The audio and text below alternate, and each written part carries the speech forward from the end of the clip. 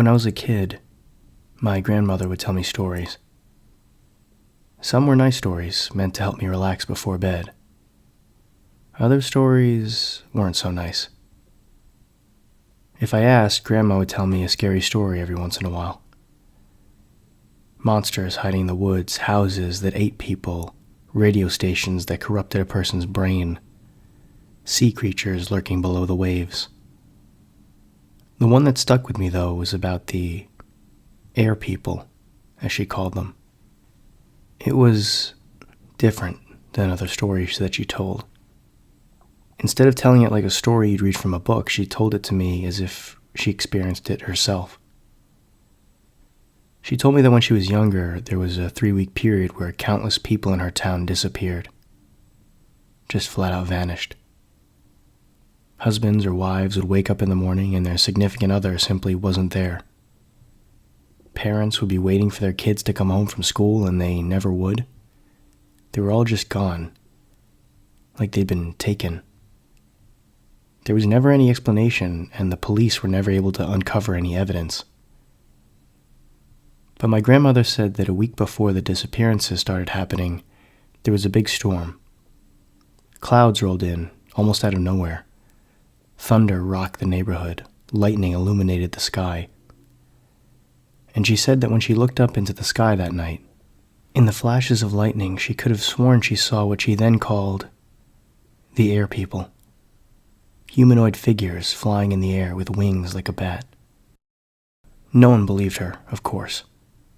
And she was never able to find a direct connection between the air people and the disappearances. Still, she told me she never forgot what she saw. I've been thinking of that story a lot recently, even though it's been many, many years. Mainly because a few days ago a storm hit my town. A bad one. And in the flashes of lightning I could have sworn I saw human-like figures being illuminated in the clouds. Human-like figures with the wings of bats. I wonder what will happen in the next few weeks.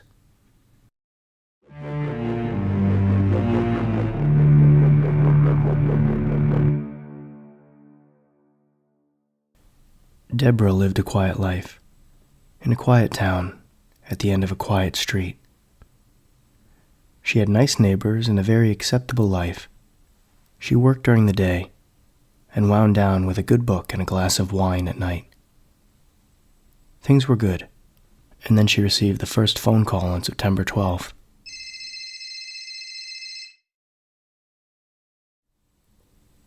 "Deborah?" the caller asked hurriedly. It was a woman, Deborah could tell that much, but the static on the line made it difficult to perceive anything else. "Yes, this is she." "What's the date?" the caller interrupted. September 12th? The line immediately went dead. A prank was her first thought. The evolution of, "Is your refrigerator running?" Still, something about the call was strangely alarming to her. She received the next call a few days later. "Deborah." "Look, I don't know who this is or what kind of prank you think you're playing." "What is the date, Deborah?" "Please stop calling me," Deborah said loudly into the phone. "Or I'll call the police and have your number traced." Deborah hung up. She was beginning to panic a little. The urgency in the voice on the other end of the line seemed genuine. Did this person not own a calendar? What was wrong with them? She was getting ready for bed a few nights later when she received the third call. "What is the date, Deborah?" the voice asked, even more urgently than the last two calls. "What is the date?" "September 19th, Deborah yelled. "Are you happy now? It's September 19th. Stop calling me. It's late and I'm about to..." "Oh, thank goodness," the voice said. "So it's not too late. Listen, you need to leave the house now, or hide." "What?" "Leave now or find somewhere to hide." The voice was coming in clearer now, and Deborah realized where she'd heard it before. "Who is this?" she asked softly. "It's you, Deborah. It's you. Listen, on September 19th, someone breaks into our house that night and kills us. You need to leave now." Deborah gasped as she dropped the phone. From the living room, she heard the smashing of glass.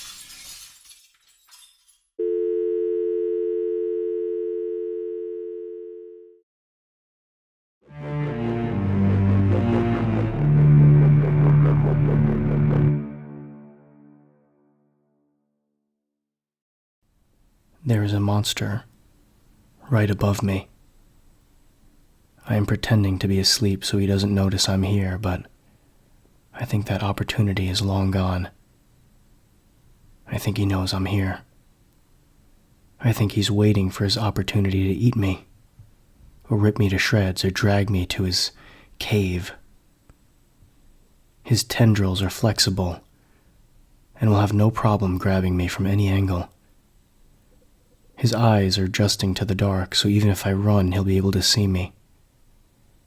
I hear his quick breaths, excited for his next kill. He breathes and pants with excitement, ready to spring himself on me and tear me apart. A deafening cry emanates from his mouth as he calls for his other monsters nearby to join in on the fun. This may very well be my last night. "Mom?" Timmy yelled from his room. "Can you come in here? I think there's a monster under my bed."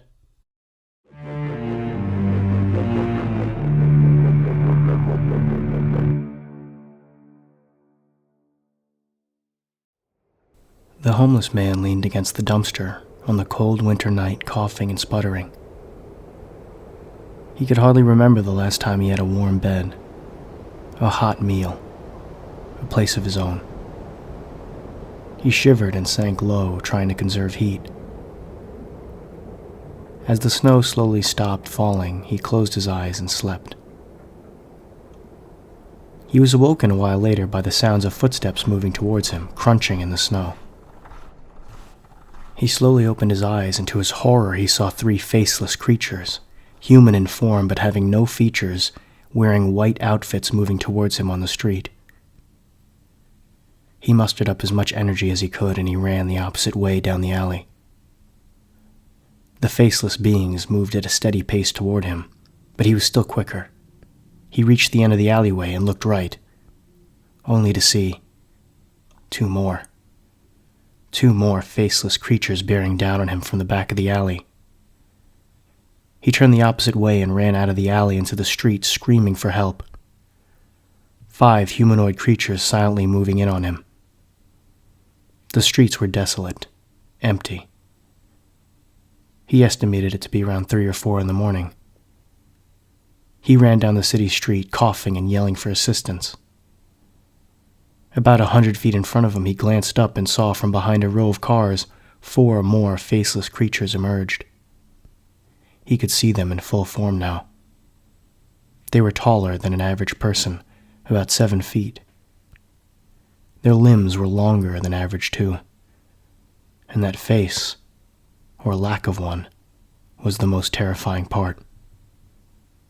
He tried scrambling out of the way, but there were too many of them now, and they were right on top of him, circling him, reaching out for him.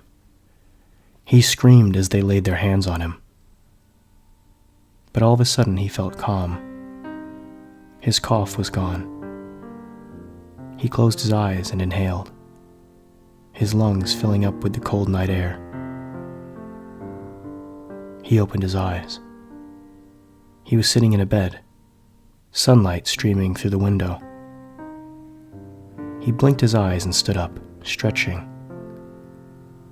From the other room he smelled food being cooked. Bacon?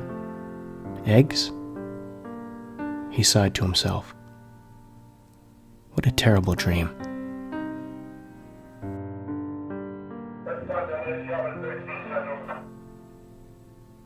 Two police officers were patrolling early that morning when they spotted what appeared to be a body leaned up against a dumpster in an alleyway off the city street. Upon closer inspection, they discovered it to be a homeless man, apparently frozen to death during the snowstorm the previous evening. "Poor guy," said the first officer. "Just wanted to find somewhere warm. Maybe he's in a better place now." His partner said. "Yeah, right."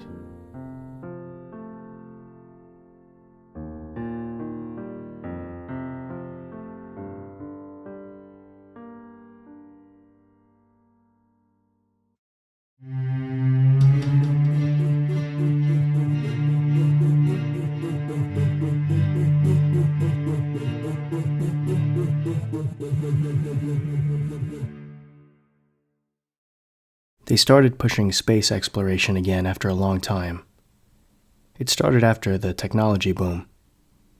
Processors and controllers were becoming ever smaller. Microelectronics were becoming ever more efficient. It seemed like the perfect time for a technological revamp used for space exploration. After a multitude of tests, tweaks, and calculations, we finally felt we were able to do a live test. Previously, a manned spacecraft would be able to reach the moon in approximately 3 days' time. With this new tech, the time would be a third of the original time, putting me on the moon in a little over a day. There was a fair bit of risk involved for me, which was explained. I was an experienced astronaut, but I've never been outside of Earth's orbit. Also, in the event something went wrong, it would take a few days to mobilize actual human assistance, given how much of the tech was used in creating the spacecraft. However, in 98.9% of the simulations, the takeoff and the landing went smoothly. There were also a load of contingencies built into the aircraft, should something malfunction during travel or landing. As an astronaut, you hope for the best but plan for the worst, because nothing ever goes exactly to plan, especially when you're dealing with things that are so far out of your control, like gravitational pull, the vastness of space, and how new technology will react to those harsh environments. The takeoff went fine, and the trip overall went off without a hitch. The problem came with the landing. There was an issue with the software used to control the landing gear. It was a little rougher than it should have been and ended up damaging some major equipment. It was nothing life-threatening, but it does impede my ability to take off back for Earth. They were on top of it, though, and support should arrive in another day or two to assist. That's not what I'm afraid of. No. What I'm afraid of is the knocking I've been hearing outside the spacecraft.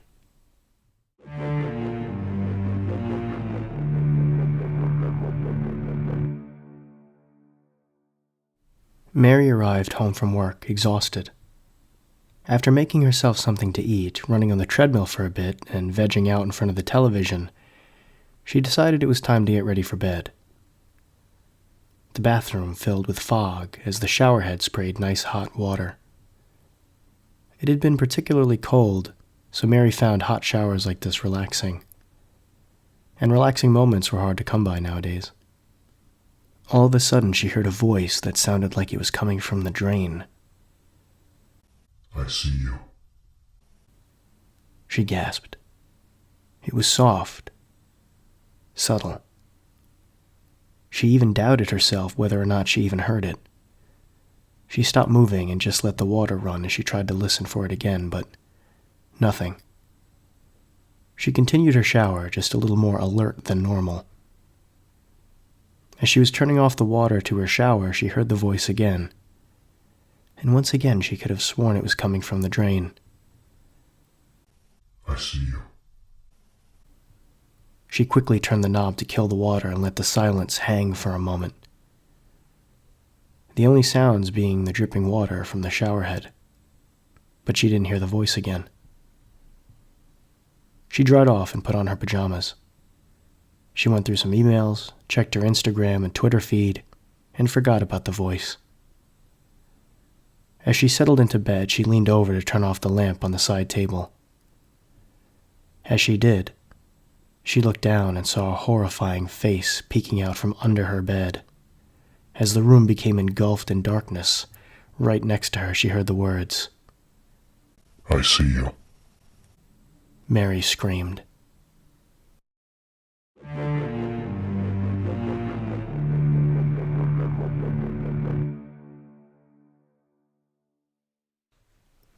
My kid told me he found some creepy drawing in our house when he was very young, probably 5 or 6. I remember when he showed it to me. It was just a poorly drawn stick figure type family of 4 with the words, "We live in your walls," scrawled in bad handwriting on the bottom. In typical parent fashion, I didn't believe he found it and instead settled on the conclusion that he drew it himself. Maybe inspired by some horror movie or show he'd managed to catch a glimpse of. We were a family of 4, so that could have been the start of his inspiration. I took the drawing and I put it in the cabinet. A few days later, I was looking for something and stumbled upon the drawing again. And I could have sworn it changed. It was still the family of 4, but something was off. The figures were posed in a strange way. They were hunched and drooping. Their faces, which I could have sworn were all smiley faces previously, were now all frowning. I only examined it for a moment before I heard my son and daughter calling me from the other room to take them to school. I placed the drawing back in the cabinet and forgot about it. Until the following night. My wife exclaimed, "What the heck is this?" as she pulled the drawing from the cabinet. "Some drawing that Tyler made, I think," I said, somewhat dismissively. "Tyler drew this." She held it up in front of me. The drawing had changed again. Now it was much more detailed. The family in the drawing looked grotesque and bloody. Their limbs were out of proportion and stretched into physically impossible features. And the background changed too. Instead of just a plain white background, the drawing now somewhat resembled our living room. It freaked me out, and we moved shortly after that. I still have the drawing, folded up in a box somewhere. I don't want to know what I'll see if I open it up again.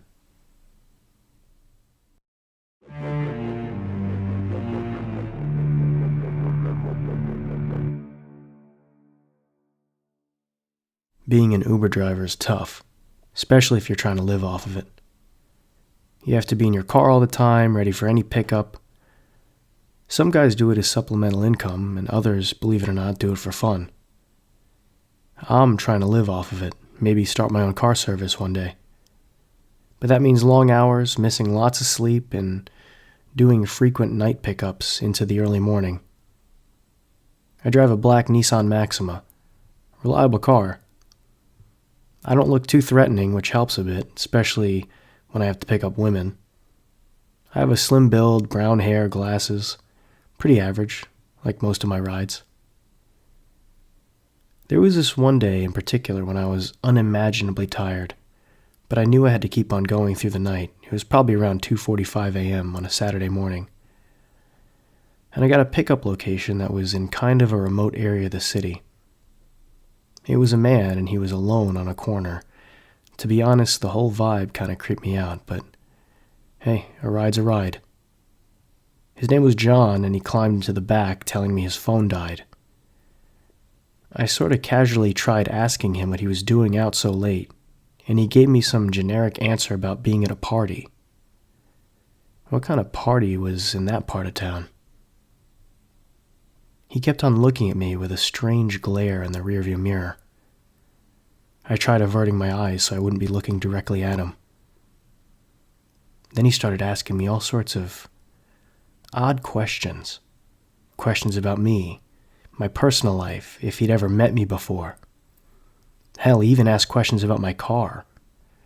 How many Uber drivers have this same model car? How many people I've picked up? Just oddly specific questions that seemed a little bit like an interrogation. I kept on getting this feeling like something was about to happen, like he was going to jump me or try to rob me or steal my car or worse. The ride finally ended and I dropped him off. No real issues. Still, I'm going to think twice before taking a ride that early in the morning in that part of town. John quickly ran up the stairs into his apartment and plugged in his phone. He scrolled through the news article until he found what he was looking for. Uber driver in black Nissan Maxima falls asleep at the wheel early Friday morning and crashes into light pole. No survivors. The driver is being described as being in his mid-30s, glasses, slim build, and brown hair. John decided next time he'd call Lyft.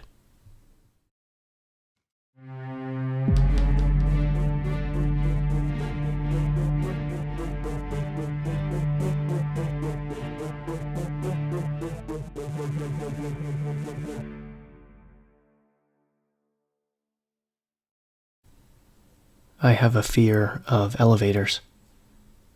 It isn't what you think, though. I'm not afraid of them breaking and falling to the bottom, and I'm not afraid of the confined space. I'm not even afraid of heights. I'm afraid of going into an elevator and never coming out. Let me explain.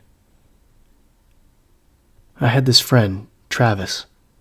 Nice guy, a little mischievous. We grew up together. We were like brothers. He had a solid frame, a sharp nose and chin, and a birthmark over his left eye. He always joked that it was his tribal tattoo, since he was a quarter Native American. When we were in our 20s, Travis lived in this old rundown apartment complex that contained an equally rundown elevator. One night we were out drinking, and I decided to just crash at his place since it was closer to town. We got a little too wasted. I ended up falling asleep on the couch in the lobby of the building, and he went into the elevator to go up to his apartment because he, as he described it back then, had to yak. But I never saw him again. He never made it to his apartment. I don't even believe he made it out of the elevator. They launched an investigation into his disappearance. I was questioned, but I understood why. I was the last one to see him. The last blurry image of him I remember were the doors closing behind him in that elevator. There were never any conclusive answers as to what happened. That was a little over a year ago, and I've had a fear of elevators ever since. I saw something the other day, though, that made me pause. It was something I couldn't explain, and maybe I don't want to. It was a couple with a baby. A baby with sharp features and a birthmark over his left eye.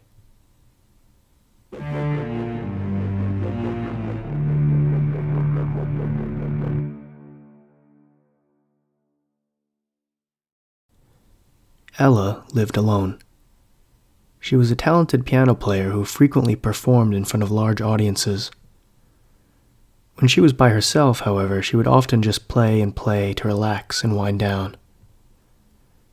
She had recently purchased a vintage piano from an auction and had it tuned and refinished. It looked lovely in her home. She sat down to play, her fingers almost floating above the keys. She closed her eyes and the music filled the air. After a few moments, she paused to take a break and lifted her fingers off the keys. From the other room, she thought she heard the faint sound of clapping. She quickly got up and went to the other room and turned on the light. Nothing. Assuming she was simply hearing things, maybe her brain was so wired to hear clapping after a performance that her ears were playing tricks. She sat back down to play. Once again, she paused. And once again, she heard clapping, this time closer, as if it was coming from the opposite side of the room. Her curiosity was getting the better of her. She turned around, played part of a piece, and then abruptly stopped. She let the silence hang for a moment, listening. But this time, no clapping. She exhaled with relief. Suddenly, from directly behind her, she heard a deep, unnatural voice. Bravo. She turned around and screamed.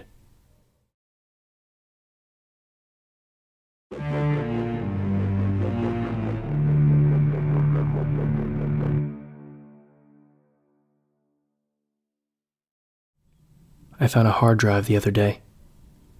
It was fairly small, but according to the label, it had 50 terabytes. Seemed almost impossible. It was smaller than my phone, and there were a bunch of connector ports on the side, some of which I didn't recognize. But there was one port that looked like it would fit with a cable that I had, so out of curiosity, I plugged it into my computer. I shooed my cat off the keyboard and started examining the contents of the hard drive. It was a humongous archive. There were folders from 1 all the way up to 5,000. It was overwhelming. I didn't even know which one to click on first. I randomly clicked on one and it looked like it was filled with some form of PDF file that I've never seen before. My PDF reader was able to open it though, and it was a news article about the destruction of the Hindenburg. Odd. But it didn't look like... well, it wasn't formatted like an old news article. It looked modern, or maybe even futuristic. Another folder contained an article documenting the destruction of Pompeii in the same futuristic format. Very odd. All of a sudden it clicked. The folder numbers corresponded to years. I clicked through the 2000s and every major tragedy and natural disaster was documented in the same format. The date, the time, number of casualties, everything. I clicked the current year. Same thing. Everything documented and recorded meticulously. And then I noticed there were articles dated ahead of the current day. Articles from the future. I clicked through them. A bridge collapse. A tsunami.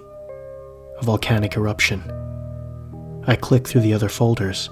Years and years worth of information on every worldwide disaster and tragedy. I sat back in disbelief. This could be used to save millions of lives, prevent countless deaths. I knew I had to copy the information. I would store as much as I could on my computer, and then find a way to get this information out there. I highlighted the folders. And at that second, my cat jumped onto the keyboard, his paw landing squarely on the delete key. I sat there in disbelief, staring at my 50 terabyte hard drive, which now contained 0 files.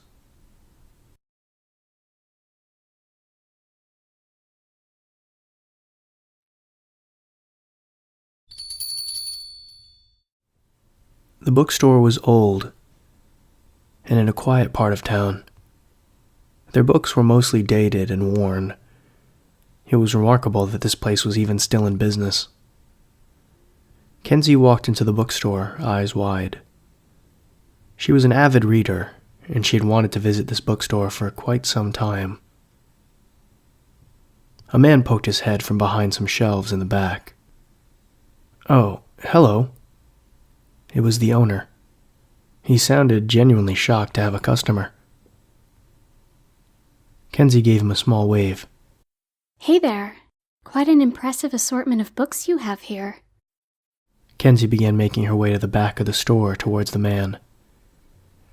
She was young. She looked to be in her early 20s, perhaps, her eyes scanning the countless rows of books, most of them covered in dust. As she walked towards the back of the store, she periodically would glance at a book, wiping the dust off the spine so she could read the title. "Gotta be honest," the owner said. "We don't get many customers nowadays." He looked at her more closely. "And it's definitely a shock to see a young person like yourself interested in these old books." He extended his hand. "Charlie Cooper."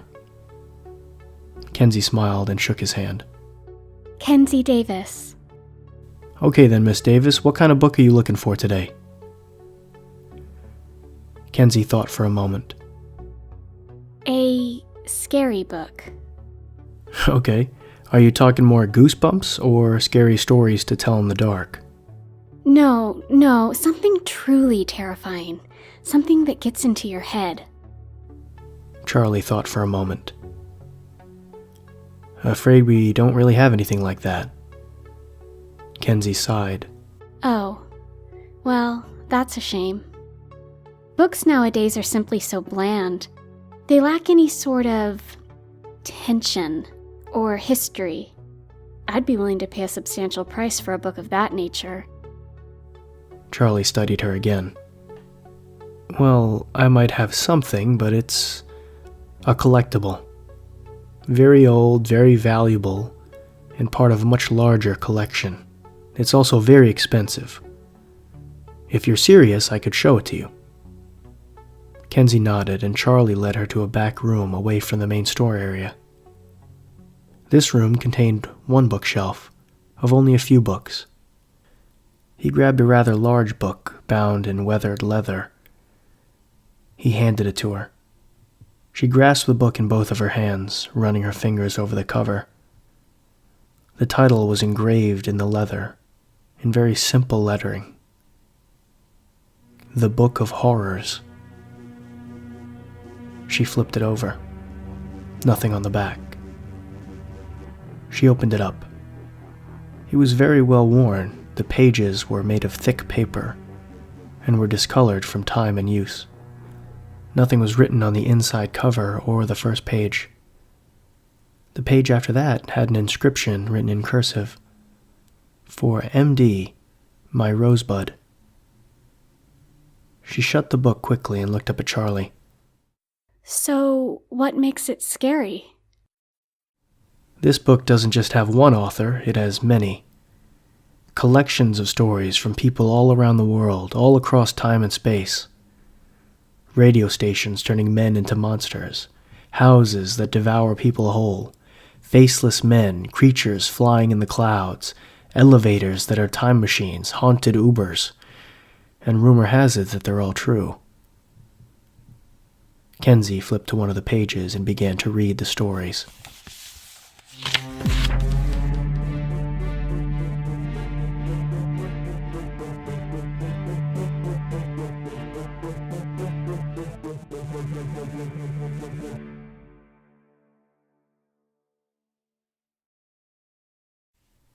I was creating a slideshow for my grandfather's funeral. He passed away recently. He was in his 80s and he lived a good life. A lot of the pictures were obviously old, so for many of them I had to scan them in so I could edit them on my computer. It was nice looking at the pictures, the memories. I came across a picture of him and my grandmother in the same month that she passed away. It was a nice picture of them at the restaurant. I noticed, though, that in the background there was a man who was looking at the camera. His face was obscured and he was all in black. I realized something and went back to a picture I saw earlier, one of the whole family taken just a few weeks ago at the public park. I scanned the background until I found him. Seemingly the same man, dressed all in black. My curiosity piqued, I dug up some more old photos of my uncle who had passed away a few years ago. I combed through any photos taken near the time of his death. I searched and searched, and I finally found him. It was a picture of him at the hospital. In the background, through a window of his room, I saw the same man in black staring at the camera. I've seen unexplainable things happen in my own life, and concluded that this man in black is some harbinger of death. I relay this now because at the funeral, as I was talking to and being comforted by family and friends, I glanced up for a second, and in the very back of the room was the man in black.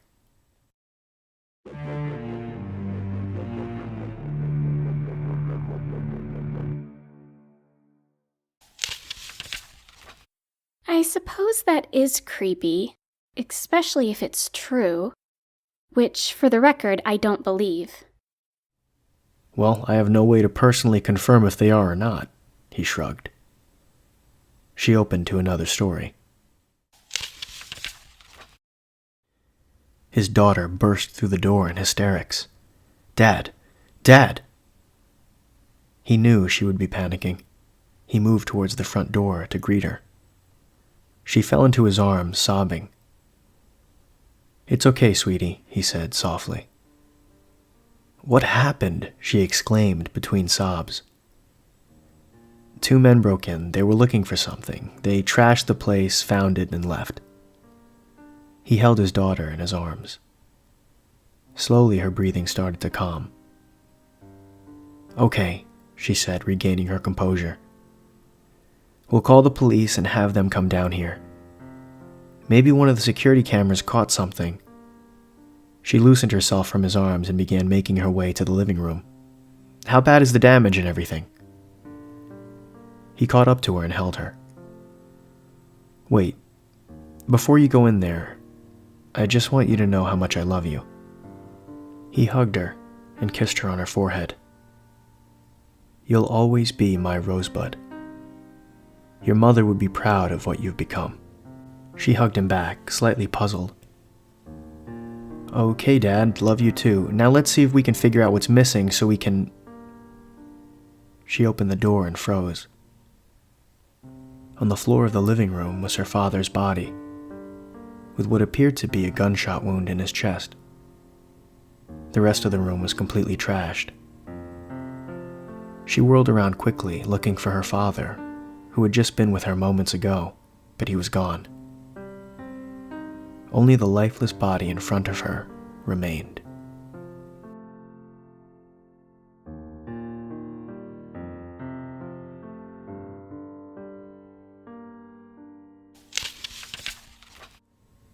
Kenzie closed the book and quickly wiped her eye.